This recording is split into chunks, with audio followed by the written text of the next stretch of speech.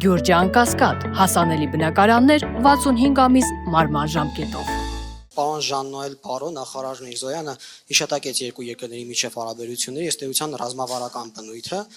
Դուք էլ շեշտեցիք մեր երկրների հարաբերությունների աննախադեպ բարձր եւ լավ մակարդակի մասին։ Ցանկանում եմ պարոն նախարար ճշտել ձեր երկրի դիրքորոշումն այդ կապակցությամբ, արդյոք կողմերը Հայաստան եւ Ֆրանսիան պատրաստ են հարաբերությունները տեղափոխել ռազմավարական գործընկերության մակարդակ եւ այդ համատեքստում ինչպես է գնահատում Ռուսաստանի Դաշնության դերը կամ ազդեցությունը տարածաշրջանում,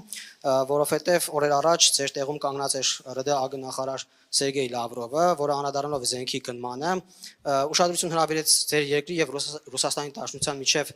բարդ հարաբերություններին, ըստ էության անվանելով թշնամական, եւ ինչպիսին կլինի Ֆրանսիայի դերը ՌԴ կողմից հնարավոր ռիսկերը կառավարելու առումով ու դուք ինչ հետաքրքրություններ ունեք Հայաստանում կամ ինչ ակնկալիքներ ունեք այդ առումով Հայաստանից, պարոն Միրզոյան, եւ դուք էլ կցանկանայի պատասխանեիք առաջին մասին, թե ինչպես է գնահատում ռազմավարական գործընկերության մակարդակ տեղափոխելու մեր երկու երկրների հարաբերությունները։ Շնորհակալություն։ Merci pour cette question. La relation entre nos deux pays, entre nos deux peuples, est déjà très largement stratégique. Արդեն մեծապես ռազմավարական է, հաշվի առնելով բոլոր այն համագործակցությունները, որ քիչ առաջ հիշատակեցի, եւ որոնք թե աջակցություն են ենթակառուցվածքներին,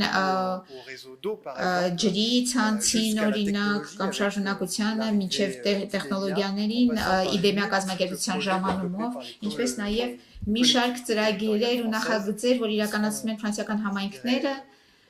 célébrer ou en tout cas valoriser մեծապես կարևորվեն մեկ շաբաթ անց ապակենտրոնացված համագործակցության կոնֆերանսի ժամանակ։ Իդեպ այս առումով ուզում եմ նշել, որ Տիկին Ֆլորանս Պրովանդիի ներկայությունը ինձ հետ այստեղ այս պատվիրակությունում, որ իմ նախարարությունը դիմել է նրան աննախադեպ ձևով պաշտոն ունենալու, որպեսզի երկու կողմի ֆրանսիական եւ հայկական ասոցիացիաները, համայնքները, տարբեր կազմակերպությունները համատեղ եւ բոլոր մակարդակներում կարողանան համագործակցել։ Բացի այդ, իմ պաշտոնակից Արարատի հետ մտադիր ենք այս ամենը թղթին հանձնելու, նախապատրաստելով ռազմավարական գործընկերություն, որը պարզապես ավելի ֆորմալ բնույթ կհաղորդի արդեն գոյություն ունեցող հարաբերություններին, բայց նաև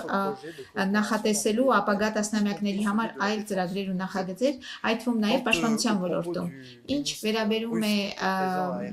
պարոն Լավրովի խոսքերին ես կթողնեմ, որ ձեր նախարարը պատասխանի, պարզապես ես կուզեմ նշել, որ այս վերջին օրերին ինչը տեսել ենք Ուկրաինայում, այսինքն